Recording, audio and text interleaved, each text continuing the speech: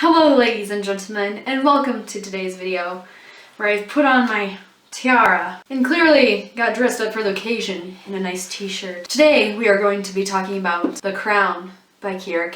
So since I got dressed up for today's occasion, welcome back to Libib's booktube channel. My name is Elin, and today I'm going to be talking about The Crown. So I'm going to be doing a little book review. At the end of high school and senior year, I started this selection series. I was not a fan of it. Then a while back ago, I found a hardcover copy of The Heir at my local bookstore used, and with a discount, I bought it. I said, why not? Let's just try it.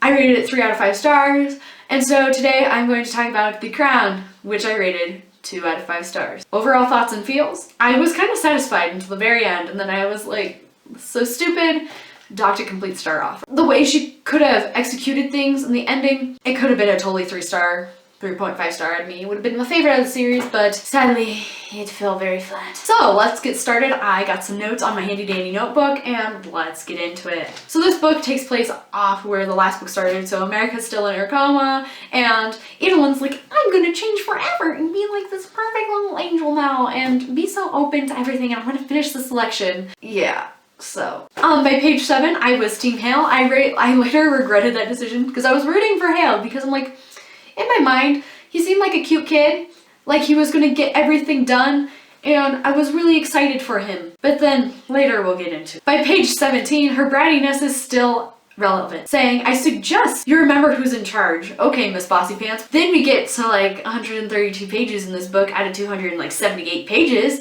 and I was fine with the book up until this point when Maxon is like, you know what, Elin, you're fit to be the new queen.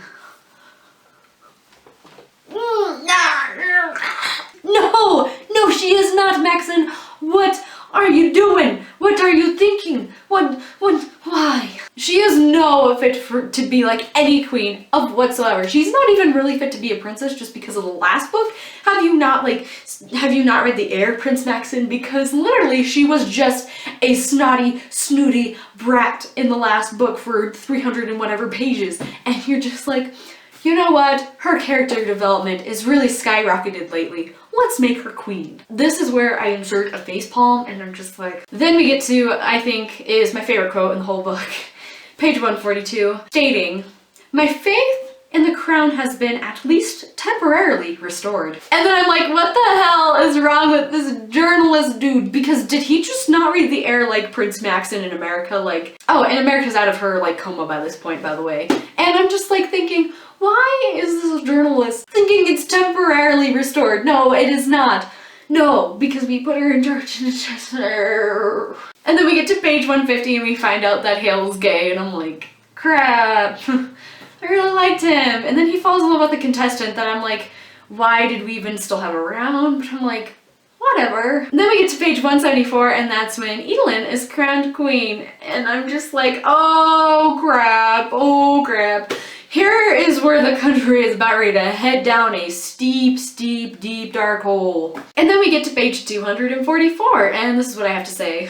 Am I the only person who thinks Elin has gone completely nuts? First off, we're banishing the one guy that she loves and has promised that she is going to pick in the selection as her husband, Kyle, which I was also kind of rooting for in the last book, I think. And I was like, I really like Kyle, like, why are we banishing him if you love him? And secondly, we're sending away Eric, which you're madly in love with, and you've been hanging out with him on the side. But lastly, she says she's in love with a guy that can't even speak English and that she has no chemistry with whatsoever. Like, are you kidding me?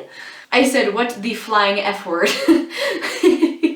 That basically describes how I felt at that point. But what makes this really weird and really tricky is that page 262, when she's about ready to marry Henry, he comes up to her and he's like, I know you love Eric, go be with Eric, in his best English he can do. So even Henry knew that she was in love with him, and how shitty would you feel if someone did that to you? I know I would feel like the biggest piece of crap. And to be told that by Henry, who you're about ready to marry, like, And then by page 263, she runs to Daddy, confesses her love for Eric, and what should I do, and blah blah blah blah blah. And Prince Maxon's like, do whatever you want. You're your own ruler. And I'm just like, no, no, no, no, no, no. And then Prince Maxon comes out with this funny one-liner. Damn right you are. On page 270, and I was like, all hail Prince Maxon for saving the end of the book. And then I thought the epilogue was absolute crap. I'm like, was this even necessary? Was it? No. Another thing that I forgot to include was the whole Madrid thing that kind of blossomed in this book. I had no problem with him, and I knew he was gonna be bad. And then Edelin's like, oh, well, I'm not really sure. I think he's bad, blah, blah, blah. And then he wants to steal the crown. So what does she do? She like hurries up, ends her selection just because of one guy is targeting her and is like gonna put out all this bad publicity. Who cares? You're the queen. And like Aspen and a few other characters said, just kill him. And I'm like, maybe not kill him. I would banish him from the lands. That way he can't say or do anything because you're queen, and who gives a flying crap what other people think. Maybe that's just me. Maybe I just reached that point in my life where I don't care what people think about me. Overall, I was extremely mad that they made Elin the queen because Maxon wanted to spend time with America because she was sick and recovering from her coma and her heart attack, which I understand. You want to do that, but can't you just take some time off and think about it and just have Elin and the other people run the country for a little while and not automatically make her the queen? Like, that just made kind of sense to me. And then rushing the selection just because of the one dude and what he's gonna say, what he's gonna do. Who cares? Banish him from the friggin' lands. And that way you make sure you know who you love instead of be like, oh, I'm gonna marry Henry because, yeah, I don't really love him, but I'm gonna marry him anyways. Like, that's how divorces happen. Like, stop. And then you end up marrying Eric, and Henry knows that you love Eric. That's just totally wrong in my opinion. It really pissed me off. So those were the three things that I had a major problem with. I did like how Elin was a whole lot tolerable in this book. It made it for a more pleasant read. I rated this book 2 out of 5 stars because this book irritated the crap out of me, even though I found it enjoyable for the most part. If we didn't have the whole making Elin queen part, and we have to rush marriage and we're gonna marry the wrong guy, and he even knows that you're not in love with him, that part just made me so mad. But 2.5 out of 5 stars. If you like the selection series, give this book a shot, or if you've read The Heir and you like The Heir, read The Crown. You might like it. I don't know. I just never really liked this series, but I found it really addicting to read, and I just can't stop reading it once I start. Anyways, what were your thoughts and feels if you've read The Crown? Anyways, leave it a comment in the box below. Don't forget to hit like and subscribe, and I will see you guys next time with a new video.